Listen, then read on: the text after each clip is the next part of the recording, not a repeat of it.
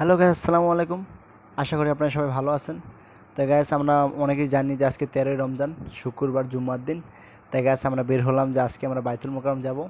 আজকে বাইতুল মোকাররম গিয়ে নামাজ পড়ব। তো গাইস, আমাদের সাথেই থাকবেন আমাদের জন্য।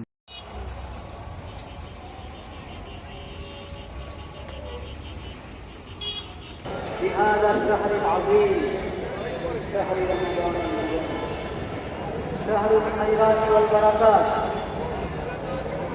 شهر الفضائل والفواضل।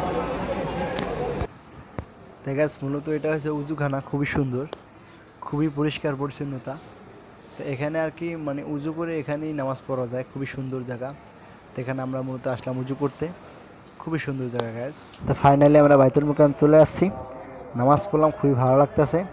কারণ আমরা গাইস সবাই জানি যে আমাদের বাংলাদেশের ভিতরে সবচেয়ে শ্রেষ্ঠ মসজিদ বাইতুল মোকাররম মসজিদ, সবচেয়ে বড় মসজিদ।